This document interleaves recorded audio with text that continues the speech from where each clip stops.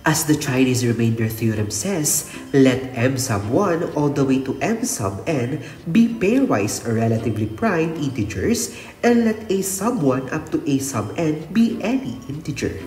The system of linear congruences x is congruent to a sub 1 modulo m sub 1 up to x that is congruent to a sub n modulo m sub n has a unique solution modulo m, where m is the product of m sub 1 up to m sub n. Sinasabi lang ng theorem na meron tayong m sub 1 hanggang m sub n.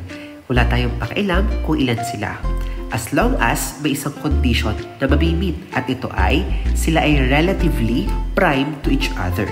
Ibig sabihin, ang greatest common factor ng lahat ng m sub I from I is equal to 1 to n ay 1. Tapos, meron din dapat tayong a sub 1 to a sub n na nagko-correspond to sa m sub 1 to m sub n para makapag-form tayo ng system of linear congruences as flash on your screen. Then, this system, kung ilan man sila, ay mayroong unique solution modulo m. And this m is the product of all our m sub I from 1 to n. We will prove this using proof of construction, pero hindi ko ilalahat or ibibigay lahat ng details ng proof. Instead, I will be leaving questions for you to reflect on and for you to recall our previous lessons. First step, we have to declare all the variables that will be used in our proof. Now, let capital MI or big MI be equal to M over MI from I is equal to 1 to N. Note that big MI and MI is relatively prime. Why is that so?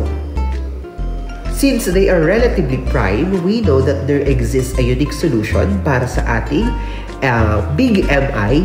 X is congruent to 1 modulo mi, and let x sub I be that unique solution.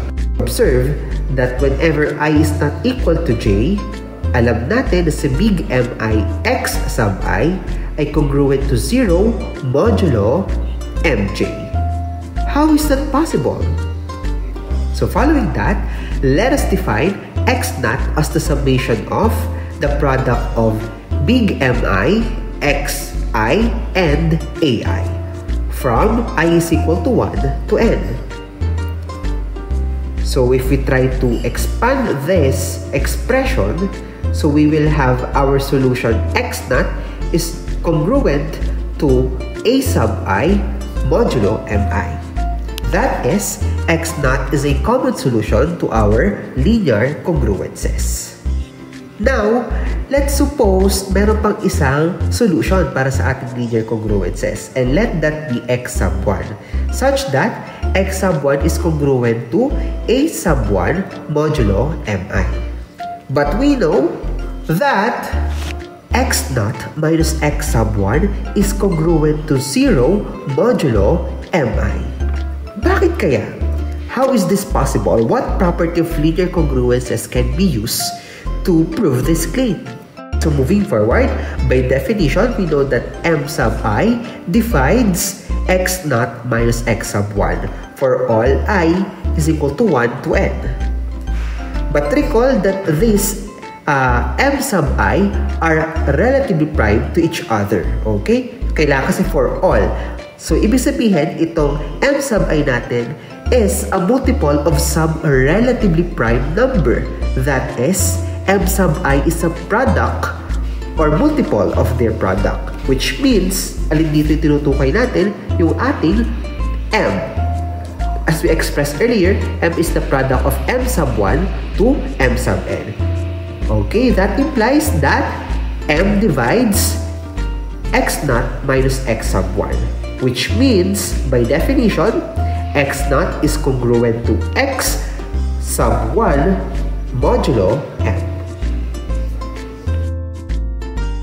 Now, consider this diagram, which is a short version of our proof, kung saan from our set or system of linear congruences, kinuha natin ang ating mga m sub I at a sub I. Then, from our m sub I, kinuha natin ang kanilang product, which is equal to m.